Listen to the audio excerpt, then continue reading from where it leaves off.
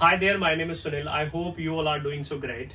And today I'm going to share a vital piece of information, and this video is going to be so important for you. Being a teacher of English, I have heard a lot about this. Mostly English learners have this problem, or they always have this complaint that they have memorized a large number of word meanings, but the problem is that whenever they want to use those words, their mind goes blank and they are not able to use those words. Do you also have the same problem? If yes, don't worry about this. I'm going to help you in this. All you need to do is you just need to watch this video till the very end. Before I spill the beans how you can overcome this problem or how you can use vocabulary you have memorized so far in your day-to-day conversation, I would like you to know the difference between good to know word meanings or must to know word meanings. For me or for everyone, every word meaning is very important. It is because the more word meanings you memorize, the easier it becomes for you to understand others. So that's why it is important. But the difference is that which word you need to know and which word you can not to know. So magnanimous is the word, deleterious is also the word, paramount is the one, instigate, kind, dangerous, significant, and provoke. Can you tell me if you have heard of these words earlier? But you must be aware of these words. So the point is that here it becomes so easy. Here it plays a vital role where you can use word meanings a lot in your conversation.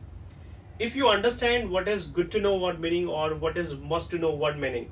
So the thing is that good to know word meanings are the word meanings which are not used very often. You are also not familiar with their meanings. But when it comes to must to know, these words are used by every single speaker of English and their word meanings are easy to memorize and you are aware of these meanings. So here, magnanimous and kind, both are similar. Deleterious is the synonym of dangerous. Paramount is the synonym of significant. Instigate is the synonym of provoke. I'm also going to tell you the meaning. Kind we use for the one who is so polite, who is ready to help you. If you know kind, don't use kind all the time. You can use magnanimous. So if you know the difference, it's going to be a cakewalk for you to use your vocabulary in your conversation. But here a question arises and you will be bemused how you would know which word is good to know and which one is must to know. I hope that you all are into watching English content, English related videos. Either you do this on YouTube or on your television, like some news channels on television or other programs on television. If you do so, there you understand that.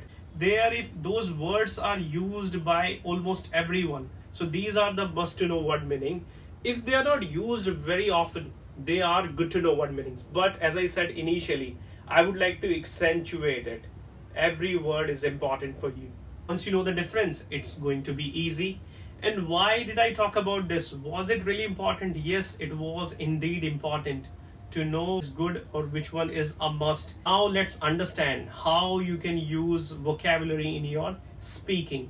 The first important thing is you always need to create for using those words which you have recently memorized or which you have had for a very long time. How you would create the situation? Before you start any conversation, always remember 2 to 3 words. Okay, I'm going to use these 2 words today. And if you remember this, if you keep this in mind, it's going to happen. You are going to use the words that you wanted, that you have learned. And this is the simple trick.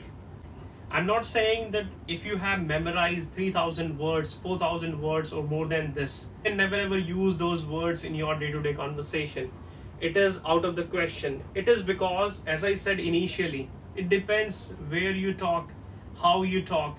It also depends if I'm using all 8 words, will people understand that? Or will I understand if people say anything? No, it's not possible. So if it is not possible, so you just need to use 2 to 3 words. And you also need to use 2 to 3 words for a week. After a week, jump on to new words, try new words. That's how you can build your vocabulary. That's how you can use vocabulary in your day-to-day life. Let me give you an example for that, how I do this, how I use word meanings when I go for speaking. So these days there is an application, I use this very much. And I know when I use that how I start the conversation. I also know how the conversation ends. I know there are few things which usually happen during that conversation. I usually greet people, and there are some situations where I appreciate people. Means I say good things about those people. So I know that I'm not going to use appreciate all the time. I'm going to go for the synonyms.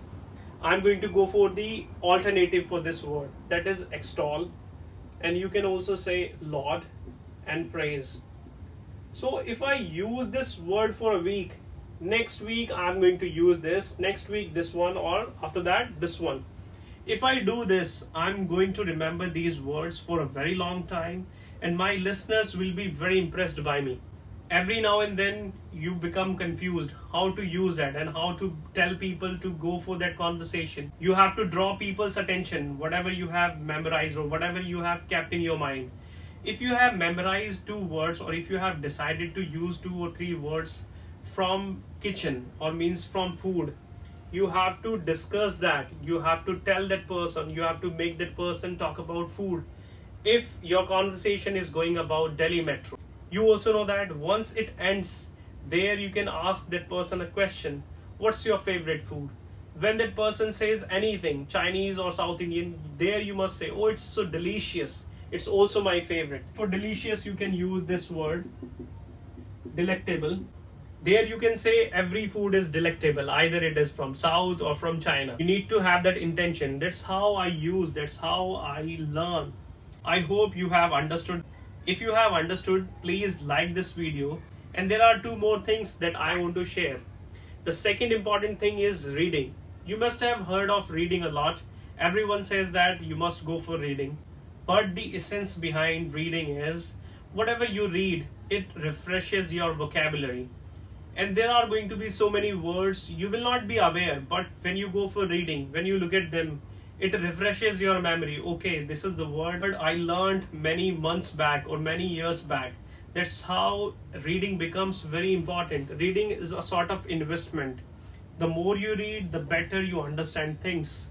It also develops your understanding. Understanding is very important in every field. And the last important thing is that listening. The more you listen, the better you become in speaking, and that's why it is important. Sometimes other people use good sentence structure. If you listen to good people, they are going to give you good vocabulary, they are going to give you good sentence structure, they are also going to give you good pronunciation. From there you are going to learn a lot. Last time I had a word with a person, there he used one of the words that I memorized many years back. Many a thing means this is used for many. Rather than using many, you can use many, a or n, according to the noun. That's how you can use it. He used many a time I do this. It made me use that word too, and I have used it. That's how you can bring words in your speaking. And these are the tricks that you can apply in your life. If you have liked this video, if you have enjoyed this video, you know what you need to do. Keep learning, keep enjoying. Let's meet in the next video.